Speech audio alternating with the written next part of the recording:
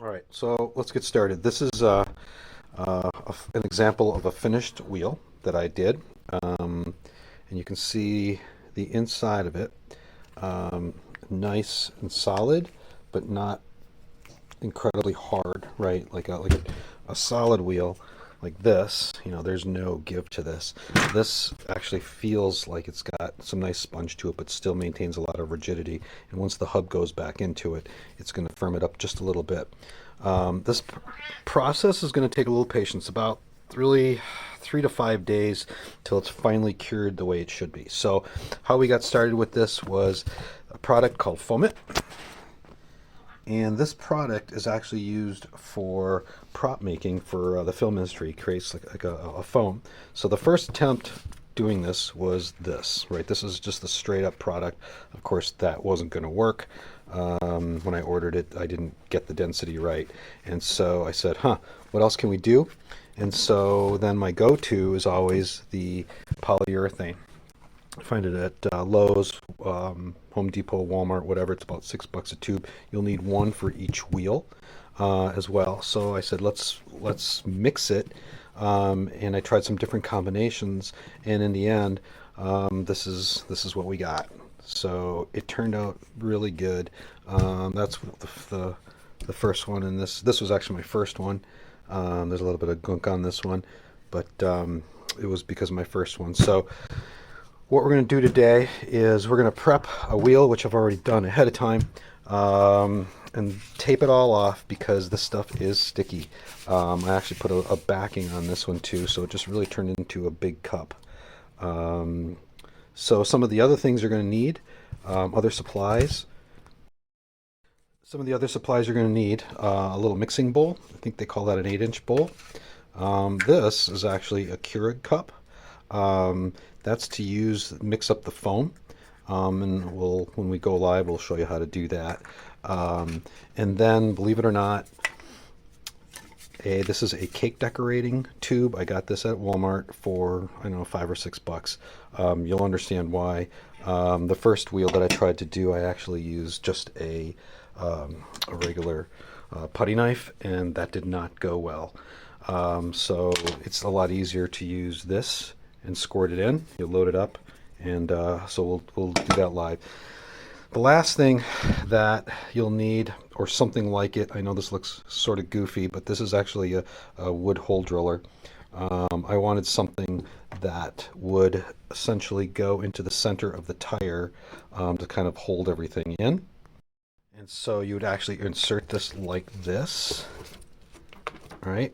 And that's going to hold it in. I put some duct tape in just to create a bit of a little bit tight sealer. And believe it or not, the best thing this thing does is it actually, I put a screwdriver in a vise and then slid that on. And then once that material is in there, you can spin it, and it actually creates some centrifugal force to make sure that it evens out inside. So again, I'll show you how to do that.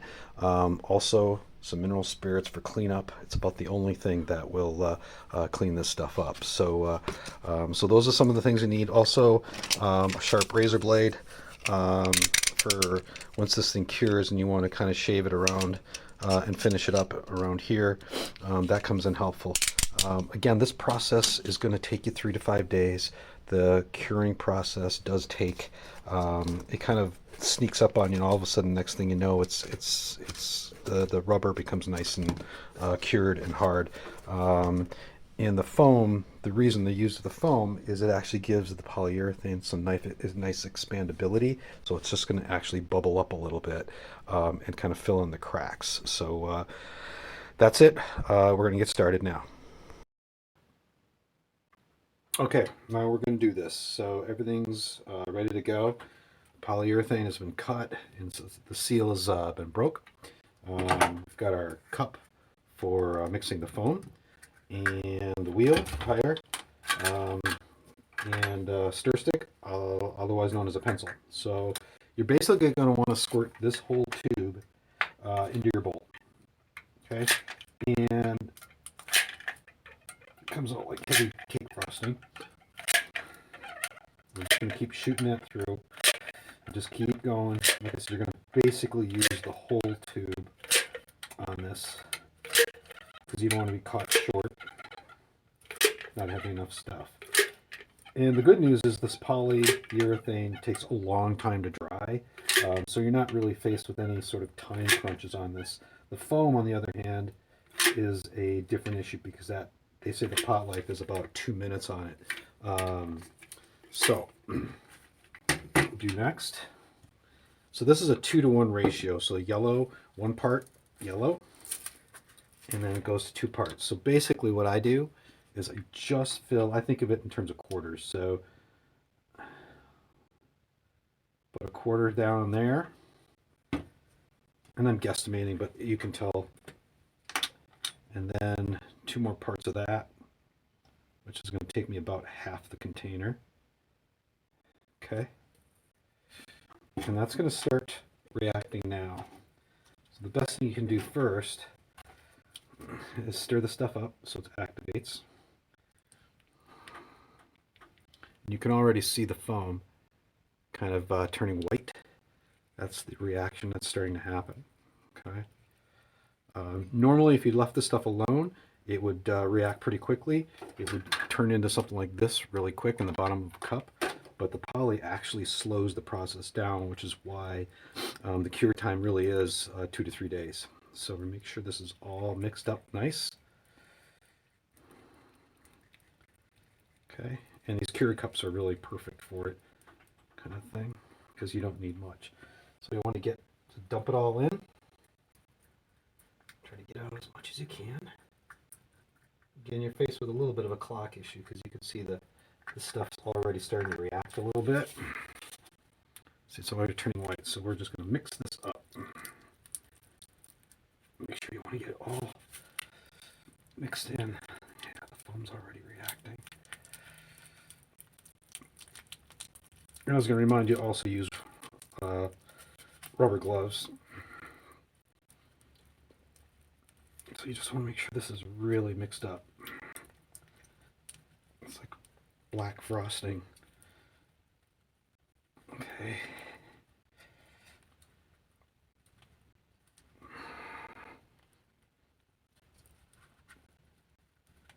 So yeah, I think that's pretty good. And all that foam is doing is just basically putting a little bit of air bubbles in there, which is why it's giving you that nice flexibility once the tire is dry.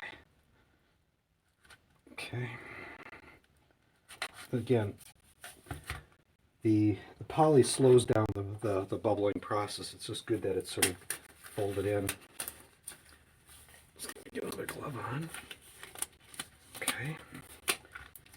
And that should just about do it. Okay.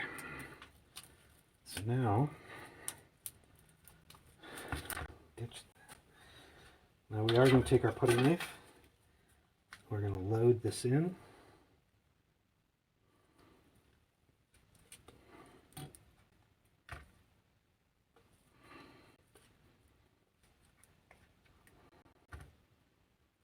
Work fairly quickly.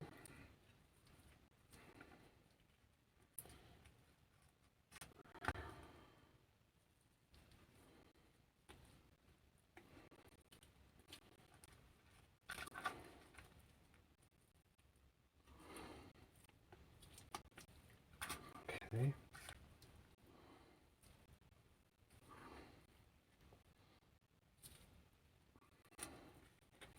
That stuff's a mess. Okay. And I thought this decorator would only be a single use kind of situation, but actually with the mineral spirits, it actually cleans up pretty well. So, all right, that looks like we're good. Pop this on.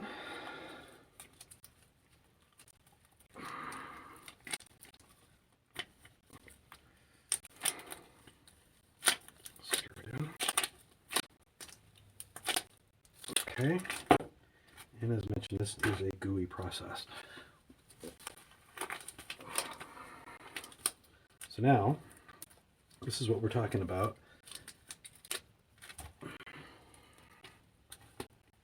And we're going going to squirt this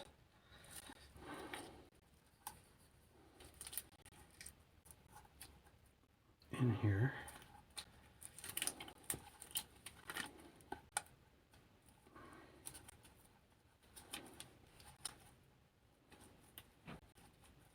And you could actually even cut the nozzle of this off a little bit more as well.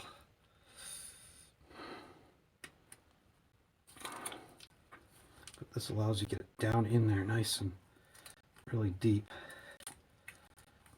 I'm actually pushing this up against my chest too, because it is pretty thick. Okay. Okay.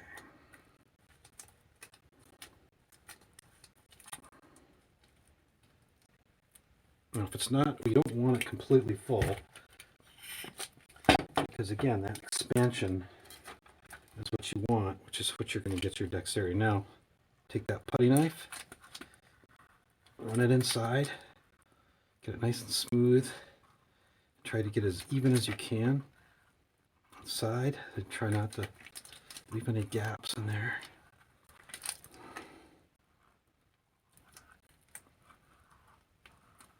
And that's where this backing really makes a difference. There's going to be some air bubbles in there. I just want to make sure you work it all in. And like I said, it is super messy. So you really want to have to be dedicated to this process. And shoot a little bit more in there.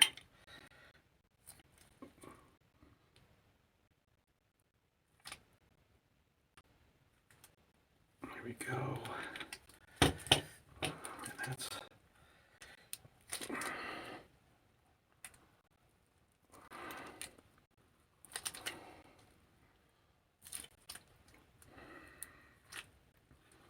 okay. This gives you a nice smooth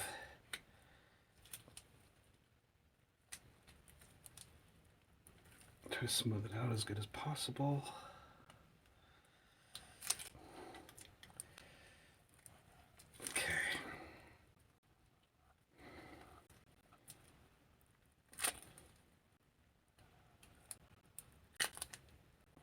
Bubbles.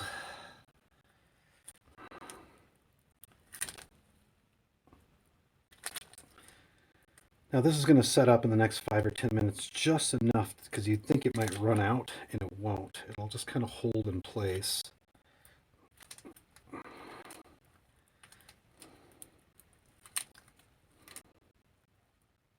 There. Okay.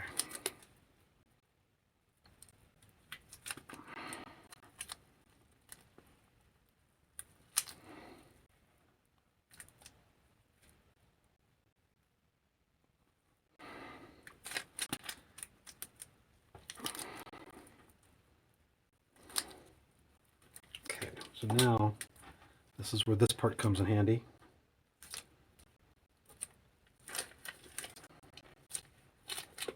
Okay.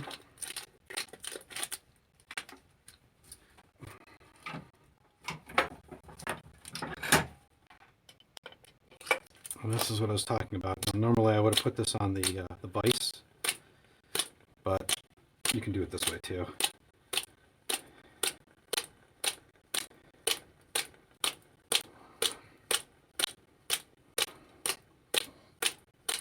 Do this long enough, it will, like I said, the centrifugal force pushes it into any spaces or bubbles that you had inside.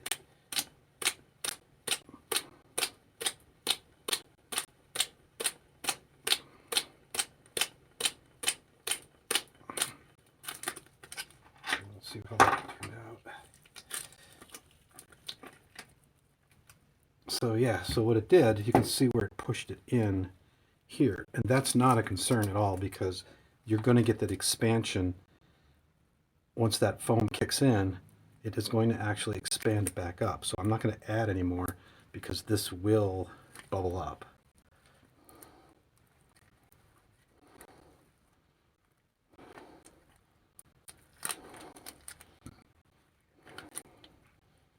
Just make sure it's spread out. So I'm going to keep doing this.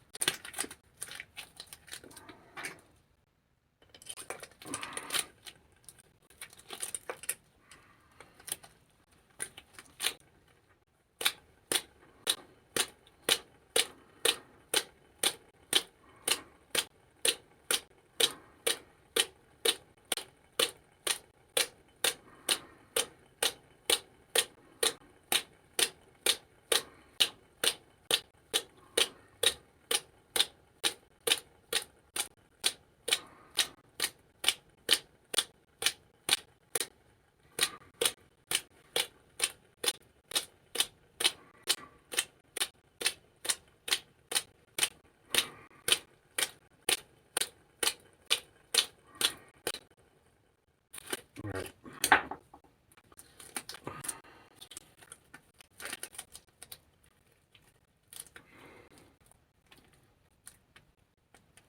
And so that's what it's doing. I know it's kind of a mess, it's hard to see it, but it's all spun in, and now we're going to let it sit. So for now, that's the end, and then we'll come back to this in a couple of an hour or two to check it out. Okay, so it is the next morning, and you can see it did exactly what we thought it would do. It actually popped up pretty puffy over the top, and I can actually work with it now. I'm actually going to take, and it's firm enough now that I can cut this all out. And I've actually pre-cut it a little bit just to show you, but bottom line, we're just going to take it and we're going to cut this stuff just like this. Right? And now that excess should peel right out. Now you have the makings of a tire. It's not completely firm. I'm not too concerned because in the next couple of days this will actually firm up some more. I'm actually going to put some powder on it.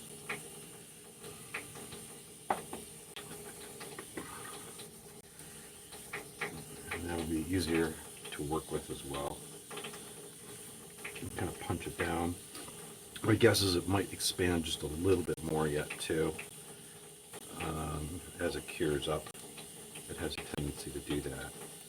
So I'm going to start taking this off, all the tape, and we're getting closer to a finished tire. Alright guys, so this is it, the final part of the video. This is the wheel that we worked on. It turned out really good, and you can see the inside and how it looks. This one's a little rough, and I'm going to tell you why in a second. So the white powder that you're seeing is actually baby powder. It is probably right now about 90% cured. I think by tomorrow it'll be 100%. The lesson that I learned in this process was that the material actually, once it starts really curing, it kind of sucks back in. So I probably prematurely cut this raised part out a little bit early yesterday, and that's why I said patience is super key in this whole thing. But in the end, I ended up taking just a little more polyurethane just right out of the tube and just squirted it and evened it up all the way around with my putty knife and kind of got it to the top of the bead kind of thing. So you know, in the end, it's great, and it's going to work just fine. You're probably wondering also about sort of the, I don't know if you can see this, but there's just maybe 2 to 3 millimeters of just a little bit of flex there, which still should give you that sort of noomy feel. And I think these run normally with tubes like 50 psi. This is probably like 40, but you can feel the flex on it, so that's really cool. But in the meantime, I also did my fourth and final wheel, and I truly have to say this one was my masterpiece. If you can look at this, the way that material puffed up perfectly, there's no blemishes, no bubbles, nothing, and it looked really great. I'm not going to mess with this one till tomorrow probably, but this one, you know, by the fourth wheel I totally got it right, kind of thing. But the main thing was, as we talked about in the video, is spitting out that material. on the method, right? This was all taped up, but really I probably spent a good 10 minutes just truly spinning it and spinning it and spinning it, make sure that everything was distributed equally all the way around. So I can't emphasize enough about some sort of spin method. I mean, you don't have to do it this way, but I think it really does make a difference to get that material all the way inside, evened out, and then once you don't fill the wet material to the top, you probably fill it up 3/4 of the way, and then it slowly puffs up like this, and this is the way it gets. So this I'm super proud of this. And again, I'm not going to mess with this till tomorrow, but I think what will happen is I can end up squishing this down. And again, I'll put baby powder on it, and if it is too high, then I'll shave it, but I really honestly don't think I'll need to do that. As a side note, I decided to weigh each one of these, and they all came in about 14 ounces each, give or take a couple of points. So that tells me that the process was consistent, the material was consistent. There wasn't one that was super light or super heavy, so they all came in about the same way. The other thing to talk about is the balancing. And so this one's mounted on a standard Sunmate rim. Just as a side note, this is a 10.5 centimeter spread from across the center. So if you have Sunmate rims, that should be the one. So this is 10.5 centimeters from edge to edge. And again, if you want to do the balance, there's a slight, ever so slight, but I think it's negligible. The beauty of this, of course, is that if you do want to do like super balanced, take it apart and find out where your heavy spot is, and then take it apart and you can just shave off that material. And once you get it right once, you'll never have to ever balance it again. So that actually worked pretty well. And again, these are standard Sunmate tires, standard Sunmate rim. If you're doing something else, that's kind of up to you to figure out. But Sunmate seems to make most of the rims in the industry, so they should all be about the same. So anyway, so that's where we're at with the project. I'm pretty pumped about it. We're going to get them mounted up in the next couple of days to try them out. And if you have any questions, let me know. Something else I forgot to tell you is in regards to this flex foam stuff, the density stuff that I picked, it's not labeled on here. This is the name of the company. You can find it on Amazon, and there's some other places, but Amazon got it to me fast. This was flex foam 15 is the density. They have a whole bunch of numbers depending on how hard or soft you want it. So this one was the 15. And again, you don't need much more than this. I still have half a bottle of everything, so it'll go a long way, especially if you're maybe doing even 7 or 8-inch wheels. You'll have plenty to work with. So that's it. Hope this all made sense. Like I said, if you have any questions, let me know. Be happy to help in any way I can. And this way, we never have to worry about flats or imbalanced wheels ever again. So good luck, and stay safe.